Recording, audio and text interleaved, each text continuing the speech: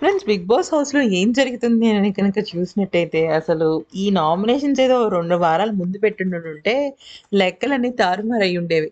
కానీ ఇక్కడ పరిస్థితి గనుక చూసుకున్నట్టయితే, సోనియా నిఖిల్‌ని నామినేట్ చేసింది. సోనియా నిఖిల్‌ని ఎందుకు నామినేట్ చేసిందంటే, వామ్మో! ఫస్ట్ వీక్ నుంచి నిఖిల్ తన విషయంలో పెట్టుకున్న గ్రడ్జ్ అంతా గూడా, అంటే గ్రడ్జ్ అంటే గ్రడ్జ్ కాదు, పాయింట్‌లన్నీ గూడా బయట పెడతా వచ్చింది. ఏంటంటే, 'ప్రభావతి' టాస్క్‌లో పృథ్వీ చాలా ఇదైపోయాడు. అగ్రెసివ్ అయిపోయాడు. నీకు గుర్తున్నట్టయితే ఆడపిల్లల్ని అట్లా పట్టుకొని లాగాడని చెప్పేసి అప్పట్లో పృథ్వీ మీద చాలా నెగటివిటీ వచ్చింది.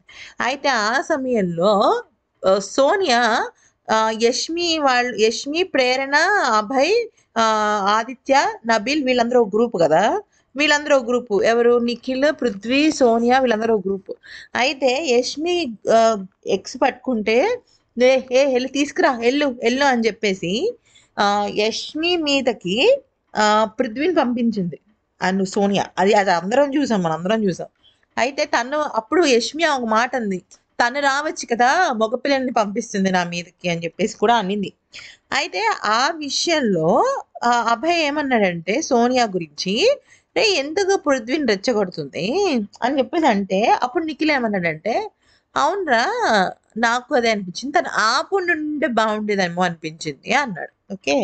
ఆ పాయింట్ తీసుకొని నేను ను ఆహ్, నేనసలు పృథ్వీని రెచ్చగొట్టలేదు. నువ్వు చెప్పొచ్చు కదా! అని జెప్పేసి వాళ్ళ పర్సనల్ పాయింట్స్ అన్నిటిని గూడా పెట్టడం జరిగింది. గేమ్‌లో ఇప్పుడు 'బిగ్ బాస్' ఏమని పంపించుంటాడు? 'బిగ్ బాస్' గేమ్‌ని చూసి గేమ్ పరంగా ఆడాలని చెప్పుంటాడు. కానీ పృథ్వీని ఆ రోజు క్లియర్‌గా రెచ్చగొట్టింది సోనియానే. ఎందుకనంటే మీరనొచ్చు మరి నిఖిల్ గూడా రెచ్చగొట్టాడు గదా! నిఖిల్ గూడా రెచ్చిపోయాడు. నిఖిల్ అసలు యష్మి మీద మామూలుగా రెచ్చిపోలా. నేను చేయనా అని చెప్పేసి గుడ్లని తీసేసి పక్కనే ఎసేసాడు. సో, ఇద్దరు అగ్రెసివ్ అయ్యారు. కానీ సోనియా ఆ రోజు పృథ్వీని రెచ్చగొట్టింది. సో, ఆ పాయింట్‌లో కూడా నిఖిల్‌దే తప్పంటోంది. నేను తనని ఏం చెప్పలేదు. నువ్వు చూసావా నేను రెచ్చగొట్టడం అని జెప్పేసి. సో, అక్కడ ఏమైంది?